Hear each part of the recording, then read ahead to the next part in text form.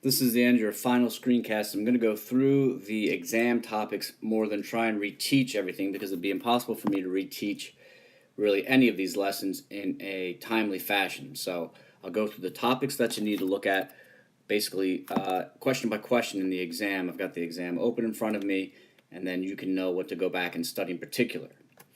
Participles are on the exam. Participles are verbal adjectives. That is to say, participles are adjectives that are formed out of a verbal root. Like in English, running is an adjective. You can say the running man.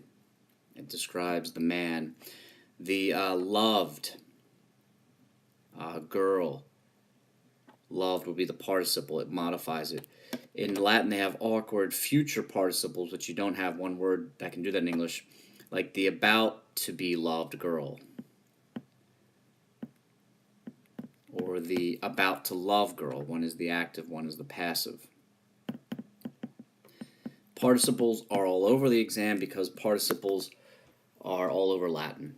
If you get Latin at this point, you have to know how to read participles. Participles are adjectives. They have to agree with the noun they modify in case, number, and gender. Adjectives and nouns agree in case, number, and gender, and so do adjectives. Case, number, and gender. So the first couple questions are about the participle. In particular, the participle perfect passive. Participle perfect passive is the fourth principal part. I don't know the statistics of it, but if you ask me for my informal opinion, the participle perfect passive, the fourth principal part, is the most common of the participles. I bet you 25 cents that I'm right. It's the fourth principal part, and that participle is especially well represented on the exam, but all the participles show up, so study all the participles. In addition to the participles, very basic noun and adjective agreement. That also comes up with participles since they are adjectives, but the agreement of the noun and the adjective is an easy part of the exam. You've been doing that since the first semester. They agree with, in case, number, and gender with the noun that they modify. Now that means that you have to know the first, second, third, fourth, and fifth declension.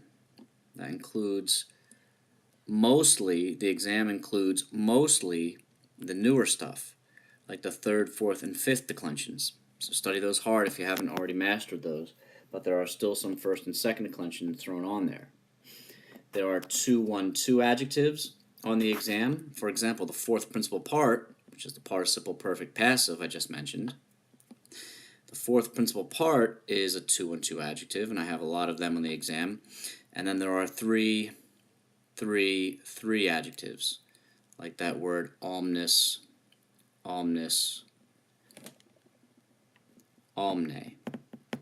That's an example of 3-3-3 adjective. They have different endings, obviously. If you haven't memorized those endings for them, you'll have a hard time with the exam.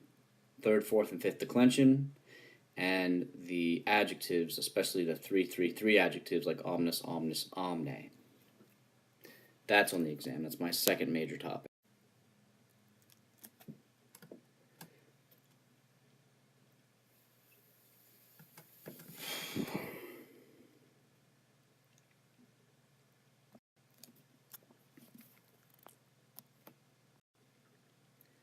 And then related to verbs, beyond the principal parts, you have to be able to conjugate the verbs. And in particular, I focus on things that we've done more recently, like the indicative, perfect active, like deponent verbs,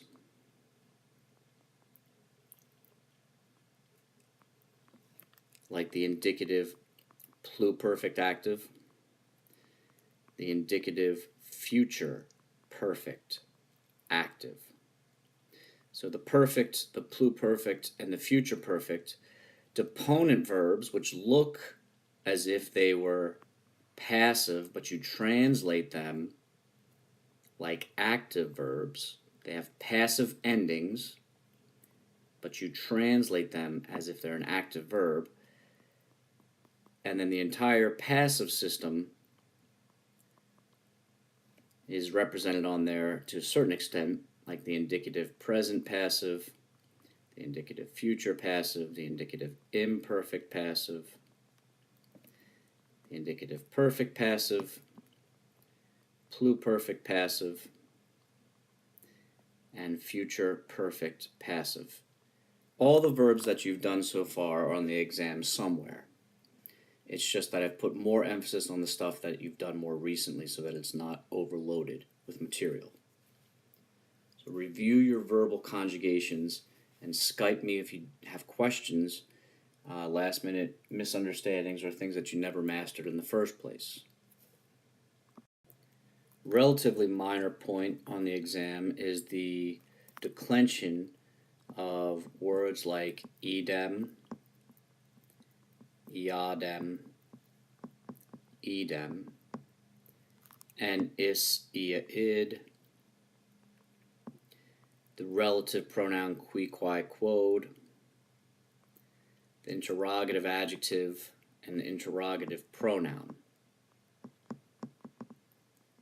If you can't tell the difference between qui, qui, quod and quis, quis, quid, and if you don't know which one is the relative pronoun, which one's the interrogative pronoun, and which one is the interrogative adjective, then you need to review that, because that's an important part of the exam. Knowing the qui, qui, quod and the quis, quis, quid words. That is to say, you have to know the relative pronoun, the interrogative pronoun. Use the index of your book to find these things easily, and the interrogative adjective. That's in addition to the unusual words like the pronoun is, ia, id, and this word edem, iadem, edem, which means the same. This category number 5 would be irregularly declined words.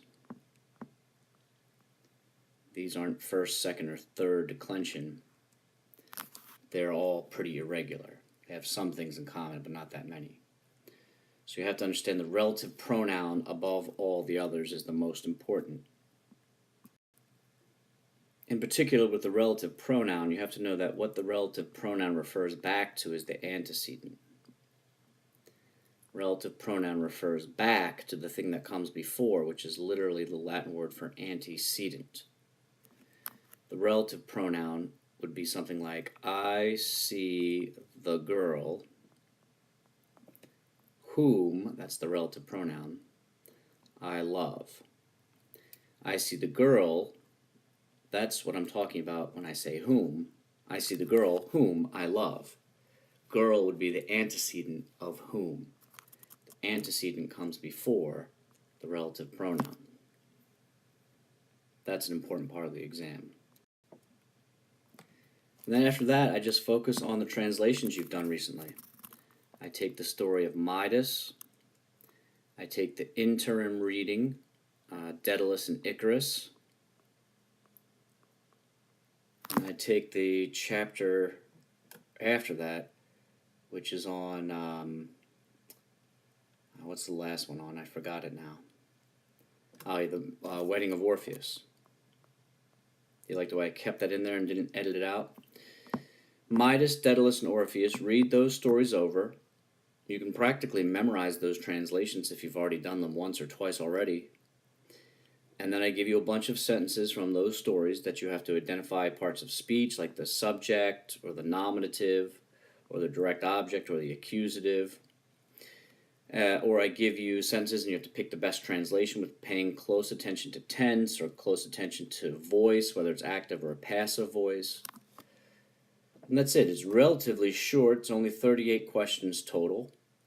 But I've given you a little bit of extra quizzes in the recent weeks to make sure that you're prepared for the many different topics that were thrown at you in the end. And all I can say to you is that before you take this exam, you just ought to Skype me if anything I said in this little screencast here isn't helpful to you, if you don't know what I'm talking about. If you have trouble reading the Midas story, the Daedalus story, the Orpheus story, I've asked you, you can resubmit any of those translations in recent weeks for a better grade. So Skype me, Sean E. Lake is what the Skype name is. And that test should be pretty quick and easy for most of you. You can take it twice as usual for the average of the two scores. You can learn from your mistakes. That's good pedagogy right there. This is the end.